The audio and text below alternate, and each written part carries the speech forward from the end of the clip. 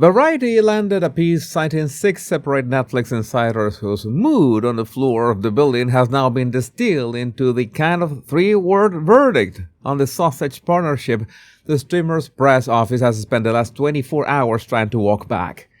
The substance of which is that the partnership is essentially done. So the Netflix communications team has formally pushed back inside the same Variety article, telling reporters that the framing is, in their wording, absolutely inaccurate. That is not happening. But the source on the building floor gave a different temperature reading, and that temperature reading is now running across every entertainment desk on the planet. So today we're covering the Variety piece that has the streaming industry watching the Netflix sausages partnership in slow motion. The Hollywood acting comeback and negotiation Harry is reportedly losing inside Montecito Manor right now. The extremely nervous Invictus countdown mission Harry has been quietly briefing through Clarence's house on his wife's behalf. The new Frogmore Cottage feature reminding the country exactly what kind of door has been locked behind the sausages since 2023. And the Norfolk Magistrates Court appearance following the country lane chase that has the British press circling Robert Hartman's no coming back assessment of Andrew Mountbatten Windsor. So welcome back, my Royal Rogues. My name is Jesus Enrique Rosas. I'm the Royal Rogue. Let's get down to it. So let me start with the Variety piece, because the staging on this one is something. The headline landed: Meghan Markle and Harry versus Netflix. Is this partnership struggling? The sourcing lists 6 Netflix insiders on background on the record where they could be, and the line every entertainment editor in Hollywood pulled out of the article is the one the streamer's press office is currently being paid to neutralize. The mood in the building in the insider's telling lands on a single brief verdict. Yeah. Whatever arrangement the sausages want us to believe exists, in effect, is over. So you already know that 6 employees independently deliver a version of the same sentence. They walked the magazine through the scripted projects that have failed to materialize. They walked it through the ratings on existing shows that the trade press has now politely classified as lackluster. Yeah, that is a very polite word. And they walked it through the as-ever divestment that landed on the wires back in March when Netflix pulled the manufacturing and distribution backbone out of Meghan's lifestyle catalog, essentially killing any link to Meghan. They walked it through the original 5-year deal that expired without renewal. And they walk it through the first look arrangement that has replaced it, the structure that gives Netflix the right to look at any new project the sausages bring through the door, and the right to walk away from it, which is most likely what Netflix is going to do for whatever Meghan and Harry do from this point on. So, the Netflix spokesperson then, predictably, told the same magazine that the framing was inaccurate. Co-CEO Ted Sarandos and content boss Bella Bajaria, the comms team, are insisting on the record, have not lost faith in the partnership. Well, I guess that if they lose faith on that, it means that they had a very bad eye to begin with. But translate that one into the language of the building floor and you get the entire dossier in one paragraph. When the streamer's press team has to publicly volunteer that the 2 most senior executives in the C-suite have not lost faith. The 2 most senior executives in the C-suite are the only people inside the building they currently have left. The sausages signed the original deal in 2020 for what reporters at the time described as a $100 million package. And 6 years and one Spotify implosion later, 6 different Netflix insiders are independently telling Variety the arrangement is effectively over. They are confirming it. Yeah, that is not a partnership in trouble. That is a partnership that has been quietly told to bring a box, pick up your plant, put that stapler down. Speaking of which, let me tell you about the negotiation reality T reporter, because the line one insider gave the reporter is the cleanest description of the marriage to come out of Montecito in recent weeks. The headline is that Meghan's Hollywood return hangs in the balance. The reporting underneath the headline says she is, in the source's framing, caught between a substantial payday and a husband who has been telling her repeatedly and in private that a return to the screen is a step backward. Maybe Harry doesn't want any more love scenes, right? Okay. Well, the same insider then described Harry's specific argument in even sharper language. Acting, in his telling to her inside the kitchen, is beneath the Duchess of Sussex's now. Beneath her now, or right. The wife who has spent the last 12 months selling $64 candles named after her children, branding chocolate boxes for the Mother's Day edit, modeling shoreline outfits on a fashion app, and pitching a Diana-inspired clothing line, is being told by her own husband that the role she had on Suits is somehow several rungs below the current ceiling of whatever is the sausage operation at this point. So the current ceiling of the sausage operation, in case anyone missed the trailer drop, is a Sundance documentary about Girl Scout cookie sales coming to American theaters in August. Studios are still, according to the same reality TV reporting, scrambling for her. Okay. Well, the casting agencies are reportedly fielding offers across rom-coms, soaps, and even horror.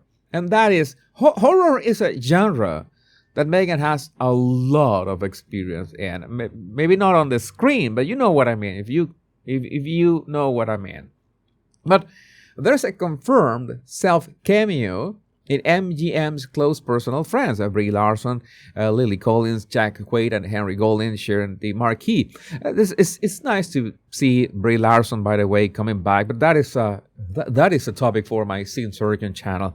Again, Suits creator Aaron Korsh teased a follow-up project on his own Instagram account without naming a single returning cast member. The picture in one frame is the entire marriage on a single negotiation. The husband says, "Step backward." Harry says, "Step backward." He doesn't like this. But the wife, Meghan, says, "Payday. We need the money." That's what she's saying. That's what she's eyeing right now. And the brand strategy that was supposed to make the title of Duchess into a Hollywood platform has now run so far out of road that the next move on the table is the same network television role she walked away from in 2017. Which brings us to the briefing campaign Harry is now reportedly running through Clarence House. Multiple British outlets, the News, GB News, the syndication wires, have been carrying the same insider line. Harry has, the briefing goes, requested that what one source helpfully called crisis talks with King Charles in the run-up to the family's anticipated July visit to British soil. Requested is the word here. The hook is the Invictus Games countdown. Birmingham, July 10th through 17th, 2027. Save the date. The one-year flag drop launch falls in July 2026, which is the trip Harry is currently trying to engineer. He is, according to the same briefing, extremely nervous as usual. Harry is nervous about everything, even about talking to Meghan when he gets out of the basement. He's nervous about how his wife will be received on UK soil, and I have an idea how that's going to happen. But reports suggest Archie and Lily may also be on the manifest. Okay, that is a step forward. And the Home Office's January RAVEC review is being held up in the briefing as confirmation that taxpayer-funded security is, in the source's phrase, nailed on for the gingerbread. The olive branch element of the briefing is the bit the sausage squad has been circling. Harry has reportedly invited the working family to attend the 2027 Games. He has reportedly told friends his dream is to have his father open the Birmingham ceremony alongside him. Now here's the part the briefing campaign is conveniently leaving out. Every named royal commentator who has touched the question has answered in the same direction. No private New York sit-down. No place on the Washington State visit guest list. No invitation to the Buckingham Palace garden party. The King's calendar, as the British press keeps quietly pointing out, is not a calendar Harry sets or participates in, for that matter. The dream with my father line is one the British public will hear with sympathy. The reality is that Harry is currently running the same playbook he has run since 2020. He picks up a phone, pitches a meeting, leaks the pitch to the press, and waits for the press to read the pitch back to the family in the hope that the receiving end caves on the audit trail. And the receiving end has not. Now, let me tell you what the British property press has been doing with the photograph Meghan published. They printed a 2019 baby picture of Harry asleep on a couch with a newborn on his chest. The picture was taken at Frogmore Cottage. Frogmore Cottage is the Windsor residence the late Queen handed to Harry and Meghan as a wedding gift, sank £2.5 million of taxpayer renovation into, and then watched the sausages walk away from in 2020. So TV News, the AOL syndication wires, and the wider royal property press have been walking British readers through what the home actually contains. 5 bedrooms, a yoga studio, 2 orangeries, a vegetable garden, the kind of property catalog you find in the back pages of a country life supplement. And the receipt the property press cannot stop printing is the date on the eviction, 2023. The lease was not renewed. The cottage went to Princess Eugenia and Jack Brooksbank, who are now expecting their 3rd child, is at the same walls Meghan was photographed posting from. So the contrast is the entire dossier in one paragraph. The sausages held up a photograph of a baby sleeping on his father's chest at Frogmore. The British property pages held up a floor plan of the home that baby was sleeping inside, and the door the photograph was taken behind has been locked with a new family in residence since 2023. So when you build a brand on a house you no longer have, every birthday post becomes the wrong kind of advertisement. Meghan was reaching for the nostalgia angle. The British press reached for the lease. And finally, to Norfolk, because the Country Lane chase from the Wolverstone incident produced its courtroom sequel. A 39-year-old man named Alex Jenkinson appeared at King's Lynn Magistrates Court. He pleaded not guilty to 2 counts of using threatening, abusive, or insulting words or behavior. He pleaded guilty to a 3rd charge, failing to provide a specimen of blood in police custody. The bench will release him on conditional bail, ban him from the entire county of Norfolk, and added a separate clause prohibiting him from any vicinity of royally owned premises in the United Kingdom.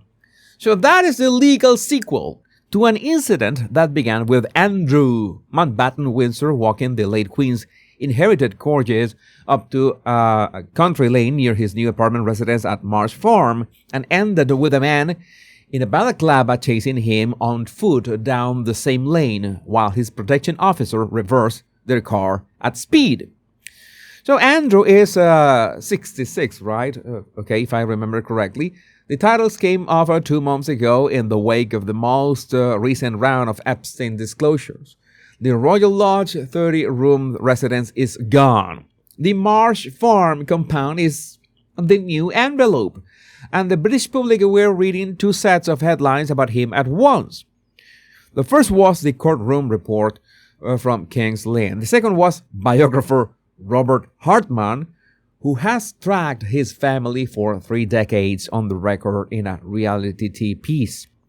Hardman's read on the question of whether Andrew can ever come back was the kind of single, unhatched sentence the Royal Lodge legal team will be returning to. So there is, in his framing, no coming back for Andrew when William becomes king. Obviously none. Hardman also reported a separate detail the British press had not previously sourced.